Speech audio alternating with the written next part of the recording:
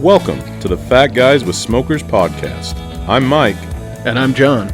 We're a couple of overweight barbecue enthusiasts trying to share our love for sweet and smoky food with the world. Thanks for hanging out with us as we talk about life, share recipes, successes, and failures that have all led to our love of cooking outdoors.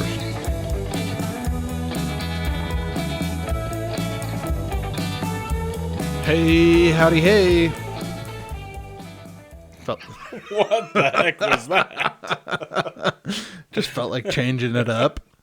Well, that you did, my friend. That you did. Hey, howdy, hey. John here with Mike in the Fat Guy's Pit. Yeah, in the pit.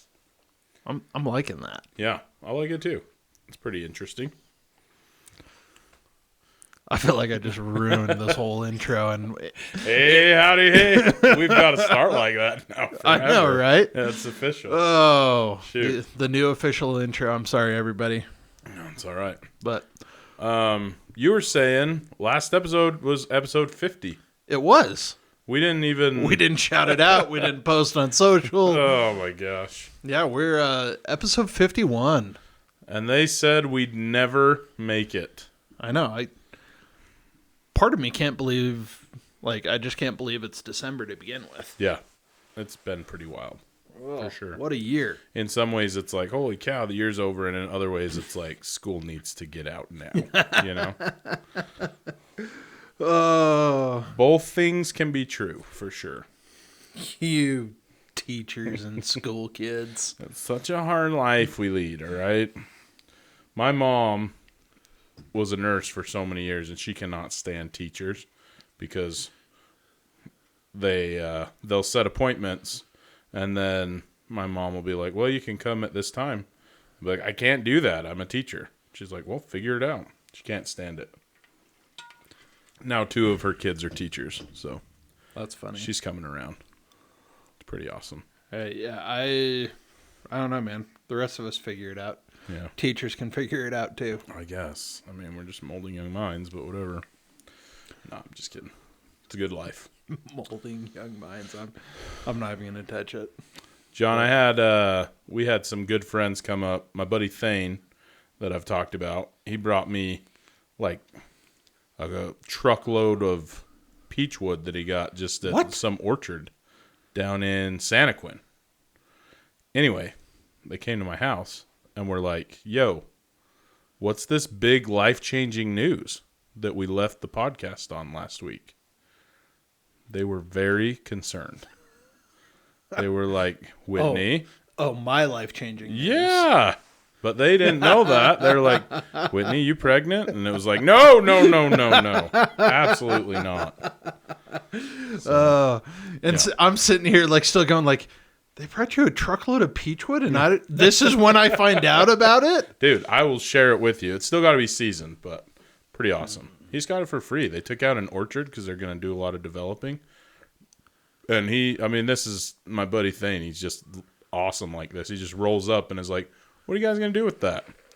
Oh, I don't know, burn it or throw it away. And he's like, so if some of it disappeared tonight, you'd be cool with it? And they're like, dude, have at it. Like, that's totally fine. So he brought me pretty good amount. It's pretty awesome. That's fantastic. Yeah. So yes, I do want to try some. Indeed. Yeah, life-changing news. Yeah. Do tell. We added to our family. Oh. But not that way. Oh. No, Haley's not pregnant. Thank goodness. Ooh. That would have been awkward. Surprise, Mom and Dad. No, we got another puppy. Just a little guy. Yeah, she is tiny. Totes adorbs. Tiny. But she, John fit her in his hand and handed her to me like, hey, here she is. Maybe I'll... Pretty wild. Maybe I'll put a picture right here. Look at the camera right about there. Yeah, so I have always wanted to get a second lab. Mm-hmm. I've got Beans. He's awesome. He'll be 2 in February.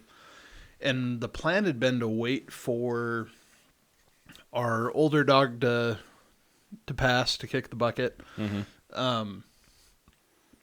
Or at least wait until Beans was 3 or 4. Mm-hmm. But my breeder decided she was getting out of the lab game and getting out of the game. really wanted to get another one from her just because. Sorry, got a burp. But It's all right. I get emotional too when I talk about my breeders quitting. Yeah. For sure. And look, there's lots of, you shouldn't be getting a breeded dog. You should be getting a rescue, and rescues are great.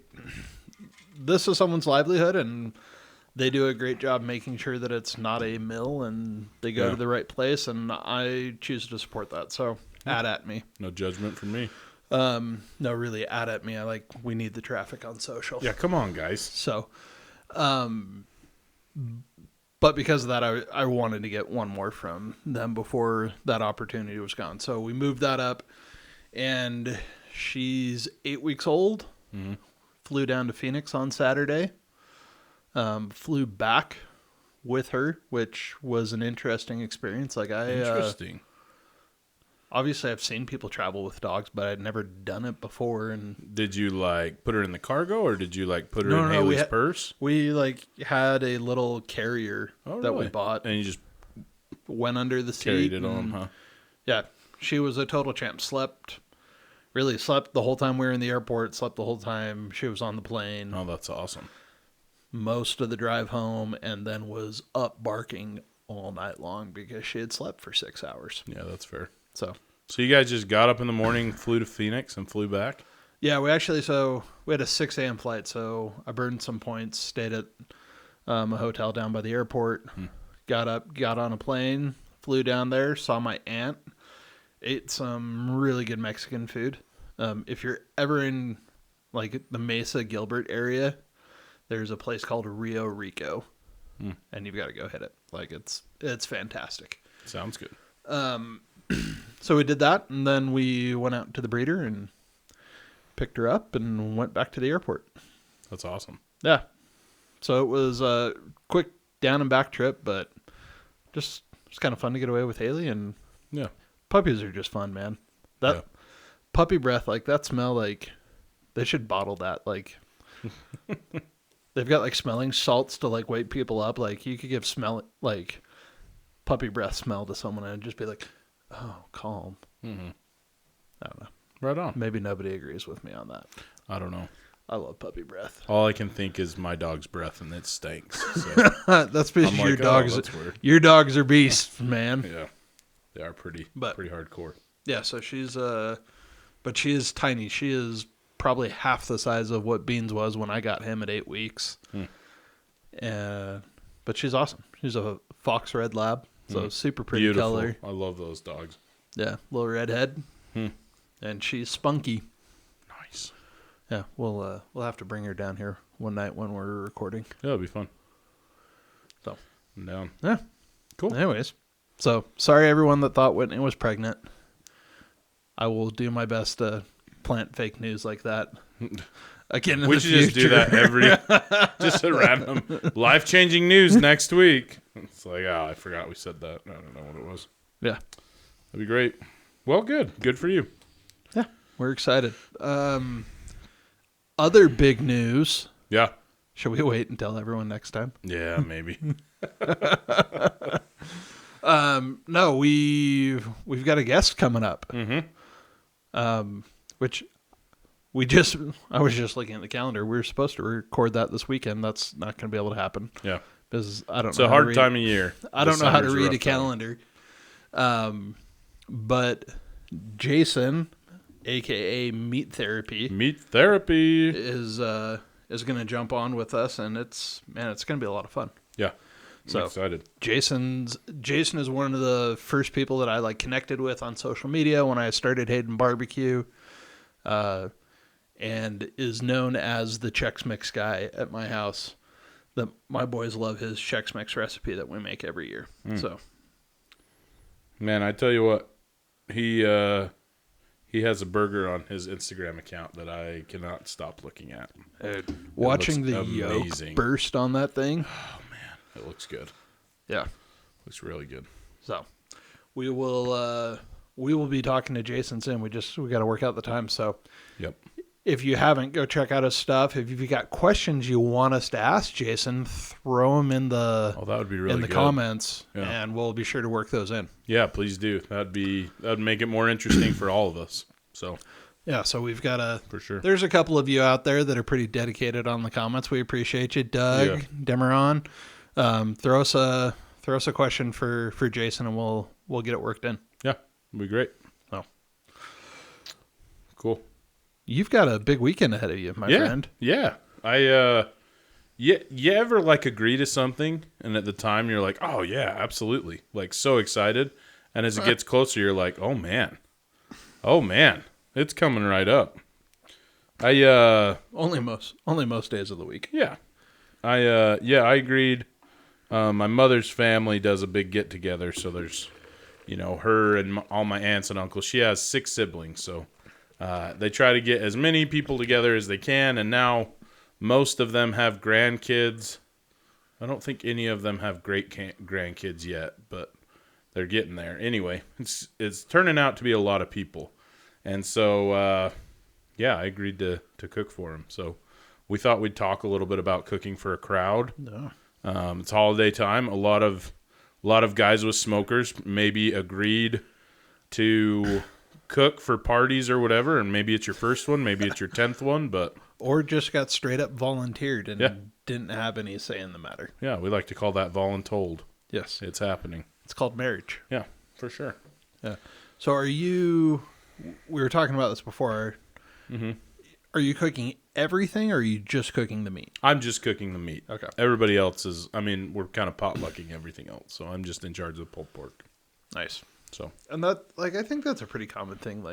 Yeah, have the host or someone do the protein. Mm-hmm.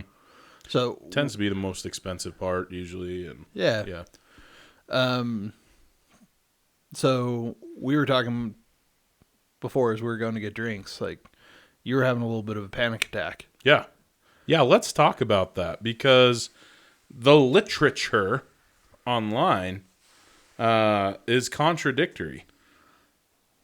Yeah, it's and that's the thing about barbecue and like most recipes. To find one recipe and then I can find 3 more that say the opposite. Yeah. So lots of practice, and sometimes you just got to get after it, and when you can, I would say over prepare. Mm-hmm.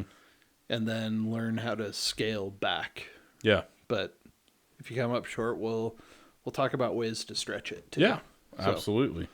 So, what did you read and what have you decided on? Well, here's the story. John and I, we did some for our church group. Was that a year ago? Not quite. It was like in April. Was it April? No, I think it was a year ago, April. I think we're coming like a year and a half ago.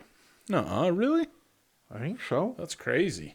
Yeah, no. Yeah. That's because in April we were waiting to be released. No, I think it was April because I just got my smoker done and I did that last winter. That was the second time we did that. You're right. We did it twice. Yeah, you're right. Anywho, we cooked pulled pork for how many people did we decide? 200-ish? 200-ish. Yeah. And so we had talked a lot about how much. Now, there's a lot of kids involved, and that plays a role, I think. And so we kind of, correct me if I'm wrong, John, but I think we kind of decided a 1/4 pound per person is what we're going to kind of shoot for.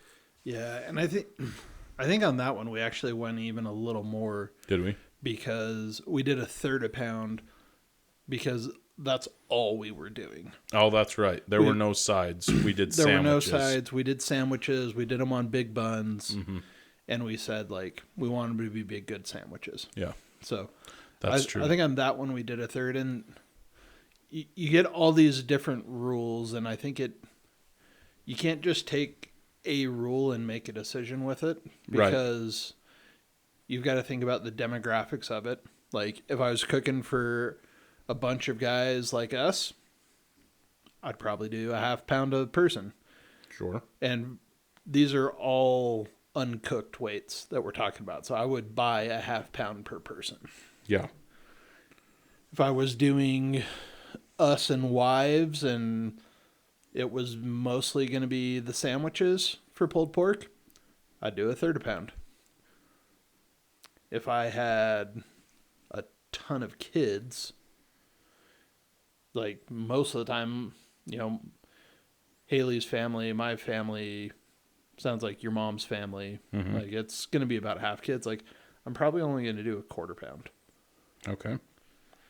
So, and that'll get supplemented by salads, casseroles, cookies, chips, everything else that's there on the plate. So now, and you're saying raw, like that's what it is.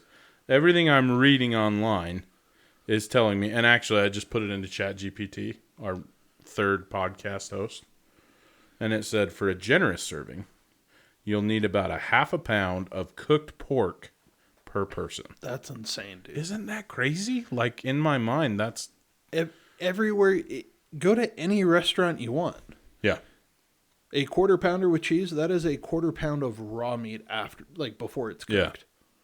Yeah. A half pound burger, that is a huge friggin' burger. Yeah. Yeah. Yeah, so no, sorry. I'm going to push back on that. I don't buy it. And I feel like we didn't do that when we cooked for the ward. No. We ended up having a ton left over, and we fed a lot of people, and we were not stingy with how much we fed them. No. So those are my ratios. It's a third, a half.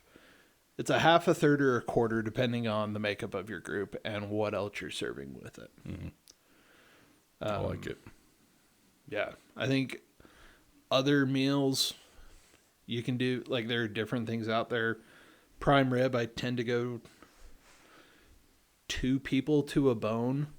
Oh, that's an interesting way to look at it. That makes sense. You can do 3, especially if there's kids or light eaters and you're going to have a whole bunch of other stuff, or if you're having sandwiches instead of having, steaks of prime rib.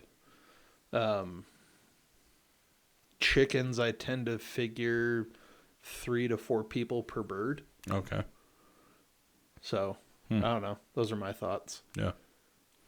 Interesting. Yeah. I just can't get over how many, as I Google it, you Googleized it. The Googleizer. I'm still getting people that are like, no, you need a third of a pound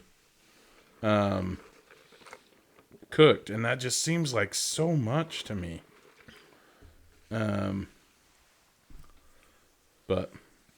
I don't know. Yeah, and I look, I was just in Texas and spent a lot of time at barbecue restaurants while I was there. Mm-hmm. And I would order a quarter pound cooked as my smallest portion, or get a half pound of pulled pork, and it was a big pile of meat, but all I was eating was meat. I had some small side servings of green beans or of mac and cheese, but I was eating meat for the meal. Yeah.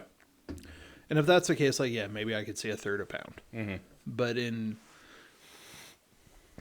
reality, you're not eating just that at a family gathering. Right. And we talked about, if you're doing sandwiches, you're not going to have a third of a pound sandwich. That would be insane. Yeah.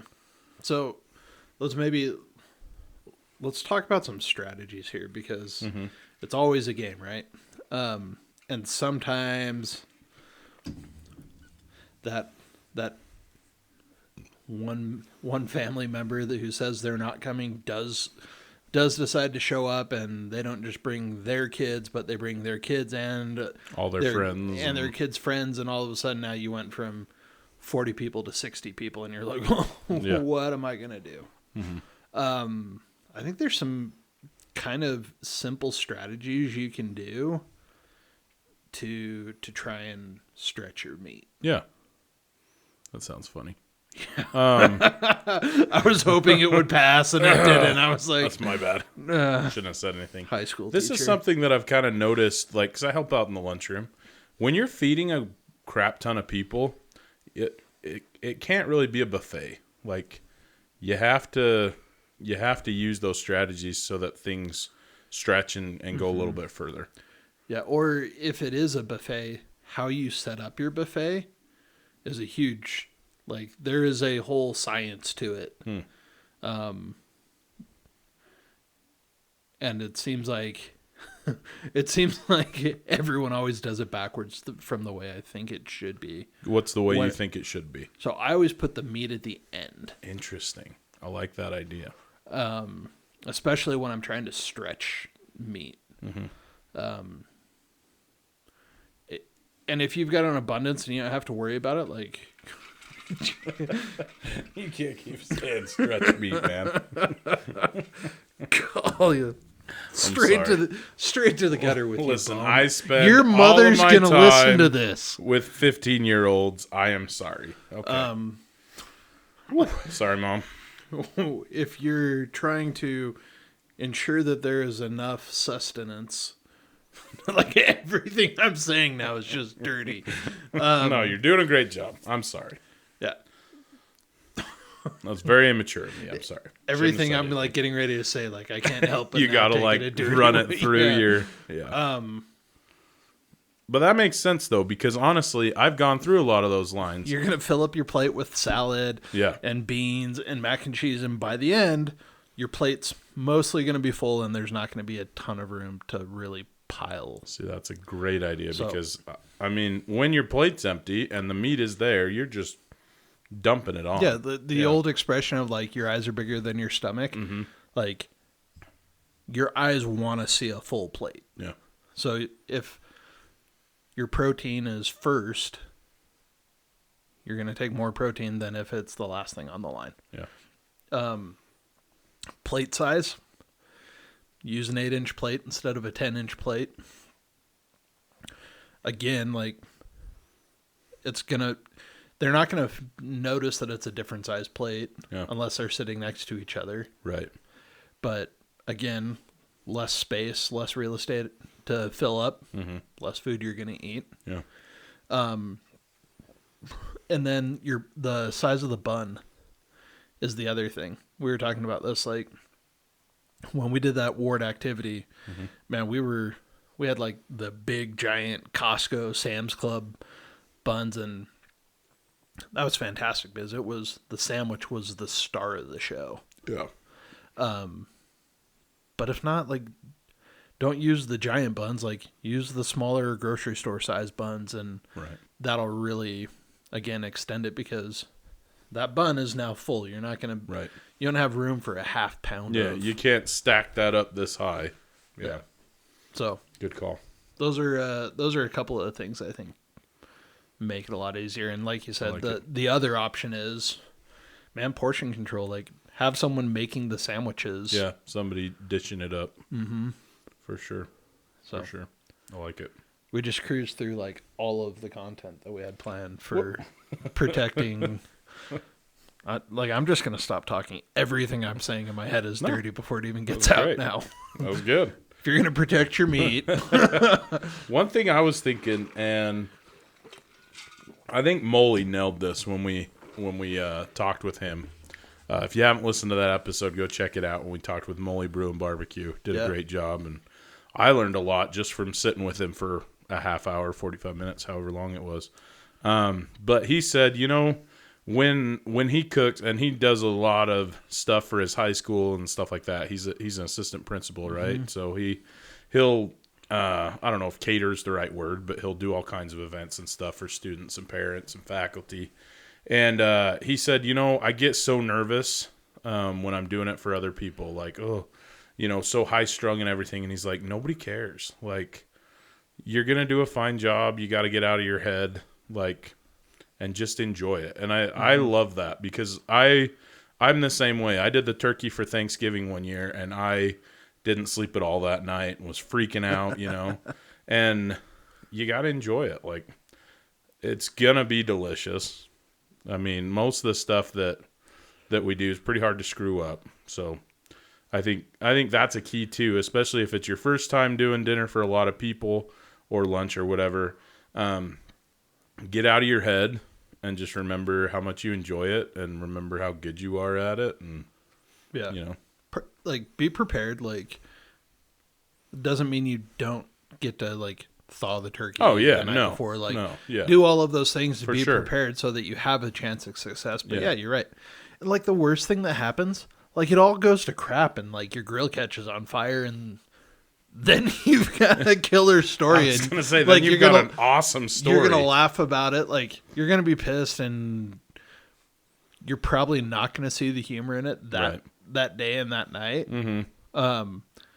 But I guarantee you, like you ruin the turkey, and everyone ends up eating pizza on Thanksgiving. Like people are gonna remember that, and every time I've ever heard a story like that, everyone remembers it so much better. Mm-hmm. So, right. And I think, I mean, nobody that you're feeding is going to be a barbecue judge, critique everything you do, you know.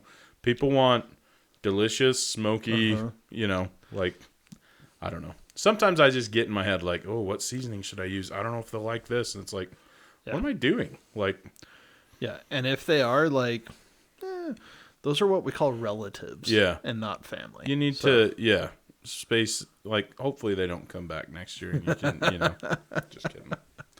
You need to get that negativity out of your life anyway. No. So, well, yeah. But yeah, it's a busy time of year. I hope everyone gets a chance to cook a little bit. Yeah. Enjoy use some it as time an with opportunity family. for sure. Oh. Yeah. Alrighty. I love it. Love it too. They're playing our song. You mean this one? Thanks for listening to the Fat Guys with Smokers podcast. Be sure to check us out on Instagram and Facebook. Leave us a comment. We'd love to hear from you. Be sure to subscribe so you don't forget to tune in for even more nonsense from a couple of Fat Guys with Smokers.